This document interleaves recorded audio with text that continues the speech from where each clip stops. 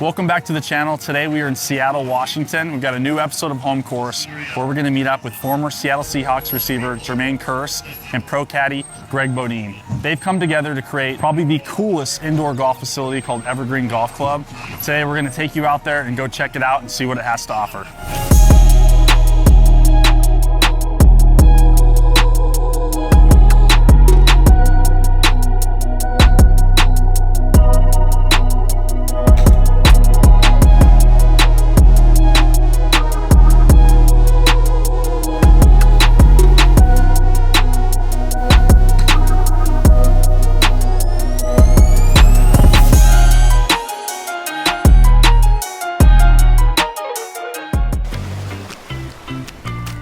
When I'm not on the course hacking it up, making double, triple bogeys, or roasting professional golfers on the internet, I like to relax, put my feet in the sand, enjoy the sun, and throw down an ice-cold Corona Premier.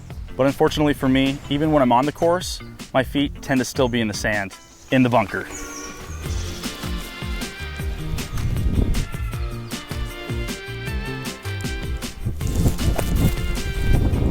My golf game might not be premier, but my light beer is.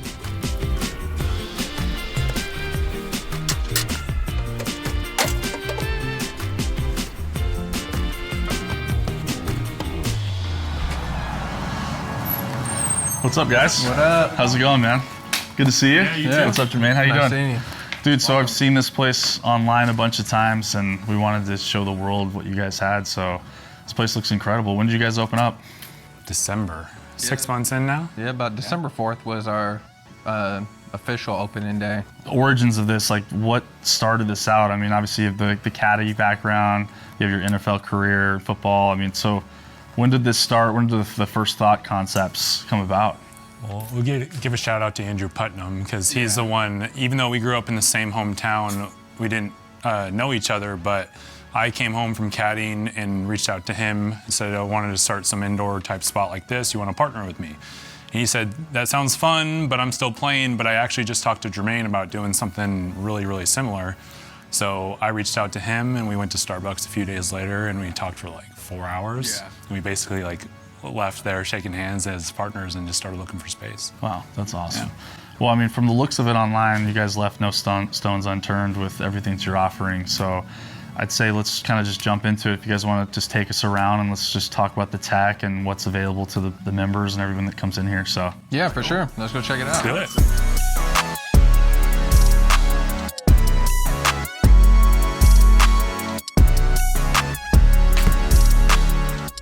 I mean, wow. I mean, first impression walking in here is just incredible. You guys have everything. Yeah, when we kind of built this place, we kind of really wanted to, one, make ourselves different. You know, most places that are indoor have simulators, and so we kind of wanted to make a one-stop shop and just kind of create this cool performance facility. So how many simulators do you guys have set up in here? We have 8. Yeah, we have 6 TrackMan, 2 About Golf simulators. Like Jermaine said, we wanted a good amount of simulators here. We wanted to touch all the bases as far as getting better at golf and enjoying this game. And so we just kind of went head first all in and just didn't really cut any corners at all. Yeah. So with TrackMan, I've heard of TrackMan. You see it out on the tour often, but with About Golf, talk to me about that. What makes that tech different for your members? Yeah, so with the About Golf, they're a local company based out of Kirkland, Washington. So we wanted something attracting to juniors and families that come in to where they can use the game. We always tell people when they've come in, they're like, which one should I use? We're like, well, if you're looking to improve practice and like get some data and metrics, do TrackMan. If you're looking to just play around in golf, play some games, have fun, if you got some kids, About Golf's not a bad way to go too. Yeah. Got a little bit of everything for something for everybody, it sounds like. So, and putt view is incredible. This is a newer tech that more and more people are seeing out there. But so it's like a German technology, and so what happened is we had a green made with what you can't see is that there's actually a lot of contour on this green. Basically, they made this synthetic green, they scanned it, and then we have a dual projector up top to where you can plug in wherever you want to putt from. This is very much like the surface level of what this can do. You can also play putt pong, you can play tic-tac-toe. But from my point of view, out on tour, seeing what all the best players do is they just grind so much on start line. It's like if I know I'm starting it online, a lot of things fall in place from there. And so what I liked about this is that it shows you the start line, it shows you the read, and also it has ball tracking technology to where when you putt it, it shows you if it started on this intended start line. A big part of this too, what even this place in general, we wanted to like make golf, we're trying to like push forward the game of golf, at least in this area to start. And it's like, we just need to make golf more fun to practice. Like, I love golf, but do I love to spend an hour or 2 hours on the putting green practicing? No, but I do love spending time on here. Yeah, I mean, perfect day outside today, but obviously there's, you know, Seattle has inclement weather often, and so you guys have this 24/7 year-round for people to come and practice and improve Not their only game. weather, but daylight. Yeah, You know, once October hits, it's around 3:30, 4 o'clock. Daylight's gonna be gone, and so it's gonna be dark. But taking a step back, talking about just Evergreen in general, and how many members do you have, and is it a member-only facility, or can people come in and get like a day pass to test it out and see what it's all about? Currently, right now, we have 153 members. Okay. Jermaine's like the head of membership, as you can tell. He's like, we have 153 right now. And Members can come online and just book their bays and... Yep, we got an app, so they just hop on the app. And our membership, you know, depending on the membership, you have a certain amount of days where you could book bays in advance. so public, you basically can book, you know, a day before, but if you're a member, you get 3 to 5 days, depending on what type of member. And so we don't want it to ever be like you can't get a bay at the time you want if you're looking a few days ahead, but you're kind of last in line if you are part of the public. But like you said, we're still open to everyone. We're just trying to get everyone a chance to take a look and see what we have to offer. Yeah, I mean, my head immediately goes to like corporate outings. I mean, if I would want to bring a crew of friends or just my employees out here to just have a good time and watch a game and hit some balls, practice putting. Got the bunker here we'll jump into in a minute, but like, do you guys do corporate outings for different companies? Yeah, we've had a handful of corporate, you know, that have around 100 people. We've had a lot that just kind of take one half of the space, and they have a great time. Going back to the About Golf bays, like that's another one to where a lot of these corporate events, half the people have never touched a golf club, but on the About Golf bays, you can hand them a putter, and there's a lot of games, the interactive games, to where it's like, you never know, this might be the first time that they've ever tried, and might be the start of them picking up the game. And yeah, this is sick. I mean, so one thing that I've seen online that I definitely want to jump into is this bunker.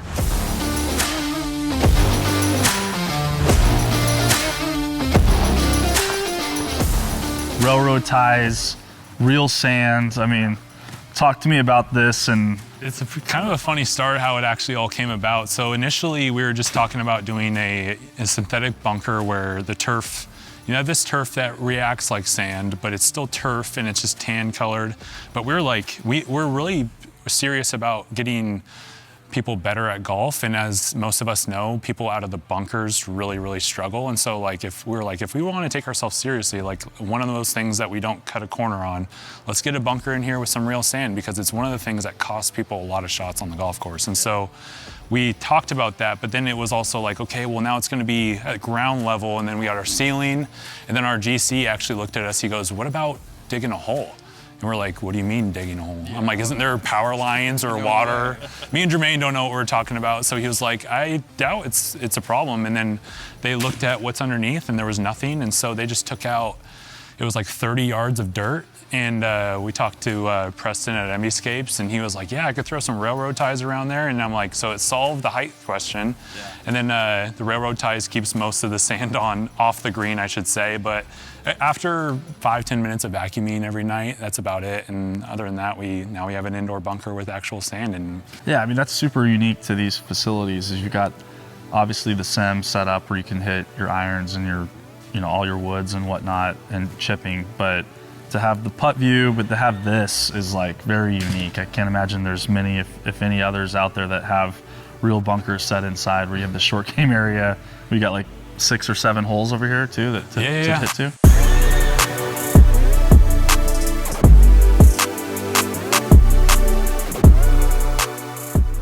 So we got the 3 pods that you're kind of standing on. So if you like, you can chip over the bunker and kind of work on that sort of shot. You can really chip from anywhere on this green. I always tell people when they become members, I'm like, that doesn't mean that you have to chip from over there, because first of all, that's not the easiest chip in the world. And second of all, you can chip from anywhere around the green. So we'll have some epic games of like 21 between all of us, to where you got 3 players. The closest gets 2 points, second closest gets 1 point, and the last place doesn't get any points. But if you miss the green, you actually lose a point. And if you chip in, you get your point back. So anyways, there's like a bunch of fun chipping games you can do. Like I said, we're just trying to gamify our, the practice around here. But yeah, we got 7, 8 holes. There's, like I said, maybe not on the camera, but there's a lot of undulation on here. And if no one's chipping, it just doubles as a gigantic putting green. With our junior program, we do like a lot of lag putting drills on this green right here. And it's kind of cool too, because the more you like chip on this and kind of putt, you feel, I guess, the turf grain. Like it's a lot faster going this way than coming back. Like the ball is probably gonna check a little more going back down this way. Even with the kind of the rough turf right here, some of it grabs. So you got a variety of different short game shots you can practice here. Yeah. We have nets on the windows too. We have MDO plywood on this side. Well, when I first walked in, that's one of the things I thought in my head, because you can't really see that net. I was like, man, you guys have some really good members here or something, because those windows look like they're in jeopardy. I've hit like a punch 2-iron into these nets too, and it's indestructible. So especially with a chip. And then we were looking at this wall over here with the mural, and we're like, we need to go. He was like, what were the options? It was MDO plywood is what we ended up going with, because it's like bulletproof. So I always tell people, I'm like, don't be afraid. We have some like these yellow foam balls. I think it's Almost Golf is what it's called. I always tell people, don't be afraid. If you rocket it, like, don't be embarrassed. You ain't the first one to hit it, and you ain't gonna be the last one. Yeah, so. We just want people to get better at chipping in the middle of the winter, and it's been fun. Like I said, even like some really fun games that we'll play like amongst ourselves or with some of the juniors or other members. So when members come here to hit balls and practice, they're not all on their own, right? You have full instruction available to them as well. So what's that setup look like? Yeah, we got 2 full-time instructors. They're available to our members, and they're also available to non-members as well. So usually most people either contact them directly, or they get on the app and be able to book their lessons and stuff like that through the app as well. Yeah, well, this is awesome. And then you got the full gym, and you've got a chiropractor even available too. Yeah, so players? we partnered with Golfletica. They're a sports and rehab company, and Dr. Harry Sessi, he actually works on tour with John Rahm, Wyndham Clark, Cam Davis, Adam Hadwin. So he has a couple of players on tours. A couple notable players I've heard of, yeah, that he works with. They also have Dr. Shiflett, who has an office in the back, and then Grant, who is our strength and conditioning coach here. Okay. Ping pong set up. Yeah, so we pretty much just got everything. We got the basics. I mean, we had the dumbbell sets, the kettlebell. We got the rower back there. We basically just did everything you could to get like, what do you need for a perfect golf workout? And that's one of the reasons why we reached out to Harry and Sean initially, because me and Jermaine were like, we're already in over our head trying to figure this out. Could you guys outfit this place and like take over like the PT and sports and rehab part? And so we literally kind of like said, here's what we're thinking from a budget standpoint. And they just gave us a spreadsheet a couple weeks later of all this stuff. So we got the Kaiser machine, like you said, where you can practice for speed, not gonna break a cable or have any weights bouncing around on that. Yeah, I mean, fitness is becoming such a big part of golf. You see it with all the top guys in the game right now. So to have this complement what you have from a golf offering is, I mean, it's a no-brainer. I mean, it's like, it gets the members to come here probably more often, even if they don't want to hit a shot, they come work out. We wanted to build this spot to be like a lot of indoor golf spots with simulators, or kind of like, whatever size they are. It's like, okay, how many simulators can we fit in this area? And then that's pretty much about it. And a lot of it's based on club fittings, club sales, lessons, but obviously we have 2 swing instructors, but outside of that, we don't sell clubs, we don't do fittings. We just wanted to create a spot where like people want to come spend like 2, 3, 4 hours here, and that's kind of like what it's ended up being. And so, I mean, to have this playground at your guys' fingertips, I mean, obviously you've been immersed in the business aspect of it, but as you've seen your games improve or get worse, just being tied to, like, got a lot going on. I can speak for myself, and I think Jermaine too, is for months, we were working 60, 70, 80 hour. There was a couple 100-hour weeks in there, but probably not even touching so our game club. took a little bit of a hit, but like you said, we have no excuse going forward as things slow down a little bit. We're out of this launch phase to not be in great physical health, even like the chiropractor, but also our golf game has no excuse not to be top notch. I hear you.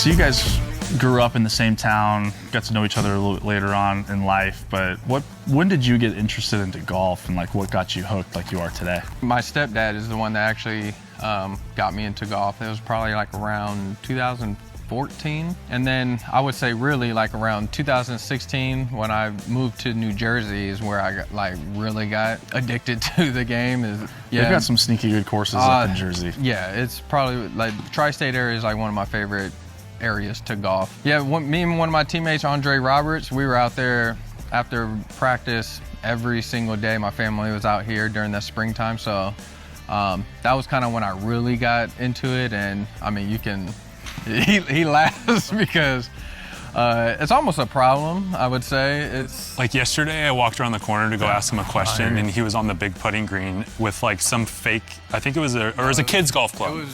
It was my 6-year-old's golf club, and he was looking at his rehearsal, like doing this, and he came out to the U.S. Open last week too, and I could see him just walking down the range and like. I probably look like the ultimate creeper on the range, but I'm like in a zone of like, not necessarily. I was there to enjoy myself, but I'm on the range and I'm seeing Brooks Koepka, Bryson. Jordan Spieth, and so I'm like, what can I learn here? So I'm over here like, kind of just.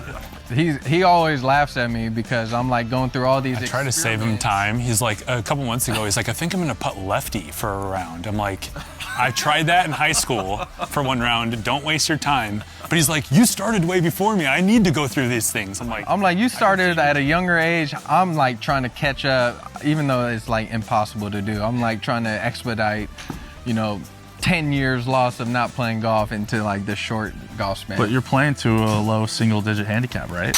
Yeah, I mean, I grind at the game at all times, and I mean, having a place like this, am I working? I don't know. I might be practicing. I got a lot of passion, and especially like I mentioned before, like with the juniors, I do a lot of stuff.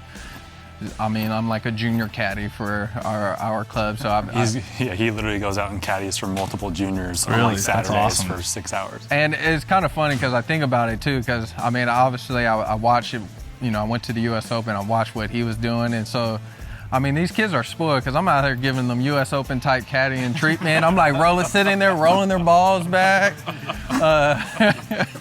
So what's your low score that you've had so far, and at what course? The lowest I've scored, it was even par, and that was at Tacoma Country Club, and I did it once at Rope Rider in Suncadia. I shot like 4 over on the front and then went 4 under on the back. That's awesome.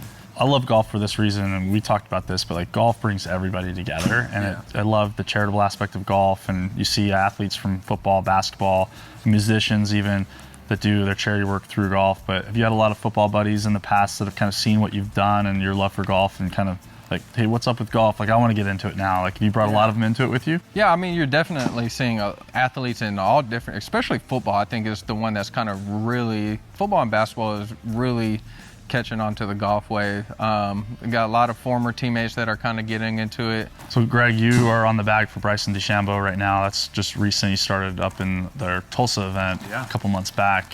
Prior to that, you were working with Tony Finau. But when did you get into golf? Super early age? I started playing super early, so my cousins, PGA Tour fans will know these guys, Michael and Andrew Putnam. Andrew's still out there playing great golf. Michael played 5 years or so on the PGA Tour, 15 professionally, and so I always tell people. With Andrew? Yeah, that's how I got started caddying, was with Andrew. Yeah, so I'd caddied for him and all the junior stuff. I caddied for him in Rancho Santa Fe in 2003 when we were both like 14 years old when he played in the U.S. Junior there, and ever since then I'm like, I want to do this like full. So like Andrew has always said, like if I'd turn pro, but it's like he was also 14. It's like, hey, when I turn pro, you can caddy for me. I'm like, is this like a lot of those conversations out there, I'm sure, but then he like graduated from Pepperdine and was an All-American, and he's like, dude, I'm turning pro now. Like he's like, you want to do this? And I was just had graduated college at the same time, and I was like, let's do it. So I got started with him on the web.com, but with them being my cousins, I always tell like, that's what I see this space doing a little bit is like I had the red carpet rolled out for me. Like I had the Putnam family, obviously Michael and Andrew, then Joel and Nathan are all also golfers. I had 2 sisters, so no offense to them, but I gravitated towards the Putnam brothers. And I just go play golf with them a bunch throughout the summer, and then I blew my arm out playing baseball my junior year, and Andrew's like, come play on the golf team, you know, your junior and senior year. And so I played competitively for the first time my junior year, and then yeah, like I said, Putnam family was a very big part of me being involved. And so I started early, got involved competitively like my junior year. So back on the bag now with Bryson. I saw you guys had an interview and a podcast you guys are doing. What was it like just getting right back into the grind of things? It sounds like you jumped right into it. Yeah, it was bizarre. I was, you know, for my last event I caddied in was the Players in 2021. So I was out of the game for like 2 years. And then even my last major was the 2019 Open Championship that Shane had won. And Tony had finished 3rd that week. And it was just, I didn't realize that till like last week that was the last major I'd caddied in. And so for a guy like Bryson to call and kind of know like what his process is and everything, I don't know if intimidated is the right word, but I was like, I just knew that if this was something I was gonna do, I needed to like be all in. And so when he called, you know, I was happy. It's great news. And then I just told Bryson, I'm like, okay, I got some people I got to talk to because I'm in the middle of starting this business. Like we were starting to slow down a little bit. Talked to my wife, talked to Jermaine, because I'll give Jermaine a shout out. I was like, if he wouldn't have stepped up in the way he did the last couple months, I wouldn't have been able to caddy. And so I got my wife's blessing, Jermaine, everyone else that needed to be on my side with it, said, you got to go do this. This is awesome. What's been the biggest takeaway for you working with Bryson compared to other players? I know Bryson has a different approach to the game, very numbers-driven, scientific. Yeah, he doesn't like leaving things to chance. So like for example, with his speed and putting, he knows like if a 10-footer is down 2%, if it's a stimp 11, and if it's not a stimp 11, everything changes. But if he has a 10-footer on a stimp 11 down to 2%, he knows that it plays 78% of its original speed. Obviously, it's not 100% because it's downhill.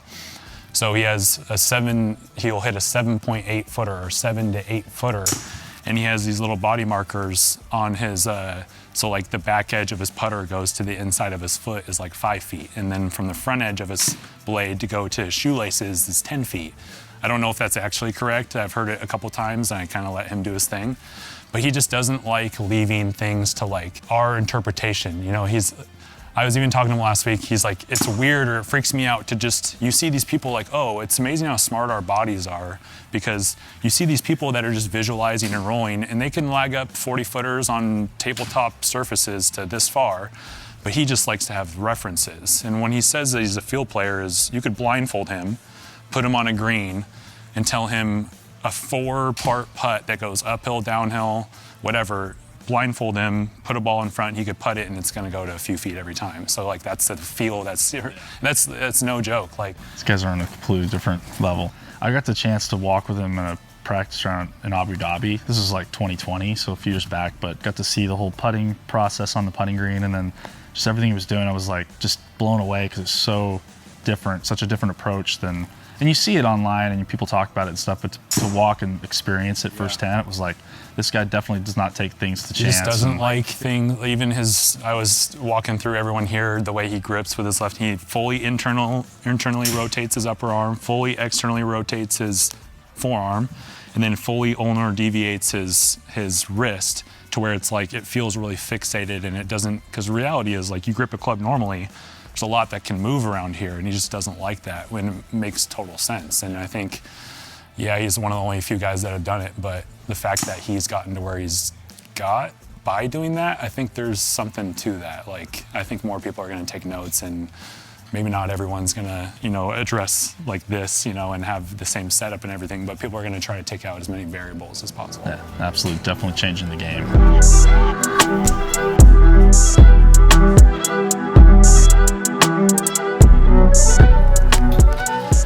All right, so our show is sponsored by Corona Premier, and so we have a segment just called Premier Moment, and I want to ask both of you guys just a couple questions. Start with you, Jermaine. Arguably, have the most clutch receptions, if not for sure in Seattle Seahawks history, if not NFL history. I mean, it just as a football fan, it seemed like every game I was tuning into, especially in the playoffs, you were making clutch catch after clutch catch, touchdowns, put you into the Super Bowl, the remarkable catch in the Super Bowl. So I just wanted to talk to you through that a little bit, but just ask you a question, kind of translate it to golf. What would you say is like the most clutch shot you've ever hit on a golf course that stands out the most? I was playing at Sandpoint Country Club. It's just in Seattle, and I was playing with a couple buddies of mine, and one of them, his name is Jimmy Na, so I hope you see this, Jimmy Na.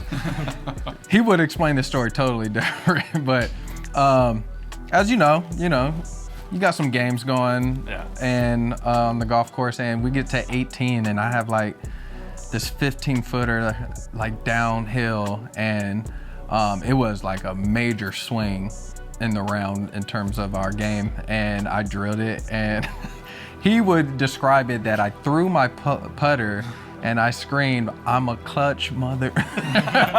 And so I think that's got to be like one of my most clutch moments in terms of golf for sure, because there was a lot on the line. Yeah. I mean, I don't know, just you stepped up in the biggest games. I mean, what do you have to say to that, really? I mean, just like you were the guy, like the go-to guy scoring the touchdowns in the postseason when the team needed it most. I mean, what's that it factor that you brought to the table to step up on the biggest stages? I think it's just like, just the mindset of just being ready at all times, I think, for me, and just kind of like how my career was. I was undrafted and just always waiting for my opportunity. And so just that mentality, and it was a mentality that Pete, created in the culture with our team. But just trying to be opportunistic. I never knew when my opportunity was going to come, and I knew I had to just be ready and make the most of it, and that was just kind of how it's always been. Talking about the noise factor, the stadium here in Seattle is the loudest stadium in the NFL. There's a few places like that in golf. Golf's traditionally quiet, but take yourself off the football field, put yourself on the tee box on 16 at Waste Management.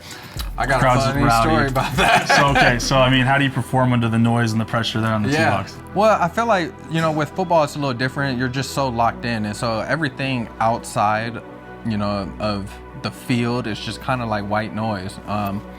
You kind of just drown everything out. Where with golf, it feels a little more intimate, like, you can hear things a lot more. You feel like people are like, you feel the eyes on you. And so funny that you mentioned 16 at Waste Management. We were playing in the Super Bowl 49 against the Patriots. It was in Arizona during the same time. And this is 2014. So I just kind of started getting into golf. I want to say it might have been year 2. Yeah. One day, like after our walkthrough, we went to 16. It was me and my teammate Brian Walters, who's he's like a scratch golfer. Okay. They take us to 16. Rory Sabatini's on the tee, and we're talking to him, and he's like, "Do you guys want to hit?" And then I think it was like during like a practice round, but there were like there's a lot of people there. And so, and my B-Wall goes like, "Yeah, of course." First mistake, I let him go first, and he like stuffs it to like 8 feet. And so I'm up there, I'm in like sweatpants. We just got done with the walkthrough. There's like a group of guys to my left who's just on my head about my sweatpants already. And so I get up and I hit the ball, and I kid you not, like literally like 45 degrees to the left, there was a camera guy, and it ricochets off the camera. I mean, I just straight hooked it into, it is an iron too. Like, I hooked it into the camera, and it ricochets off. Was it off like the bottom of the hosel? I have no clue, but I know it went left. It went hard left. And it just ricochets off, and the cameraman just jumps out the way dramatically. I thought he overreacted. It wasn't that bad. But then Rory Sabatini goes, "Oh, I hit another one." And I'm like, "Oh gosh." But I'm like, whatever, I'm gonna hit another one. Yeah. Cameraman is like, wait. And he like gets out the way. I didn't hit it on the green, but I hit a better shot. It was a little short, but yeah, a little bit. That's what's fun about that environment, though. Hit a good shot, you're gonna get rewarded for it. Hit a bad shot, you're gonna hear about it. So. Yeah, for sure. All right, so again, with Corona Premier being our sponsor, we go through our Premier moment, and want to ask you, from a caddying perspective, has there ever been a call, a club selection, or a read that you gave to one of your players that ended up not quite so Premier and you regret it? Yeah, so there's a few that come to mind, but one of the more like, I wouldn't call it funny. Maybe I can like look back and laugh at it now, but so Tony was paired with Tiger when he won Augusta in 2019. It was Francesco, it was Tony and Tiger. And we're on Tony, we make double on 12, but he makes 3 birdies. He birdied 13, birdied 15, birdied 16. Even when Tiger hit it this far on 16, Tony hit it to 3 feet. So we're still just like redlining, trying to get back in this and see if there's a way that we can still win this thing. And we get on, our hopes were waning a little bit. We get on 17. Tiger hits the green in 2, so it's like, this is really not looking good for us now, but we had about 20, 25 feet, and we're looking over the putt, and like Tiger's right over my shoulder. And at Augusta, there's the red dot. You guys heard about the red dot, that everything goes to Race Creek? Yeah. So that's a real thing, but there's actually 2 red dots. There's a red dot that goes to Race Creek, and there's a red dot that goes to the bridge on 11, behind 11, or to left 11 green. So he gets his putt that's like kind of pin high left, and the red dot on 12, behind 12 is over here. The red dot on 11 is left of it. So I'm like, okay, like I'm not, normally it'd follow the red dot at 12, but sometimes on some putts, it goes to this one. So anyways, this putt looks like it's gonna break a lot. It looks like it maybe breaks a foot and a half, but I'm like, this red dot over here is, so I'm like, maybe it's a little less. And we've got to get this putt like to the hole. Like the last thing we can do is like leave it short, not like leave it physically short, but low. Yeah. I was like, the last thing we can do is leave this putt low. So I think I forget the exact read I gave, but like I said, Tiger Woods is right over my shoulder. I'm like, T, I got this, a cup or 2, it was 1 or 2 cups or something like that. And Tony hits the putt, and I think he plays it a cup or 2, and he hits it firm, and it goes like 7 feet by the hole and misses like a cup low. That's not a good combination. So I was like, and literally you can probably find this on TV. I remember Tony looking back at me, and I was like, yeah, man, that was not bad. I was like, I promise my intentions were right, and like these red dots were messing with me a little bit. But I always, like, even in Australia, I wanted to ask Tiger when he was our captain. I'm like, did you hear how bad that read was on 17 that I gave Tony? Like I said, the intentions were right, and I had the right idea in mind, but it was one of the ones I wasn't as proud of, but nonetheless, it's like I said, looking back now, I'm like, gotta laugh at it. Did he make the next putt?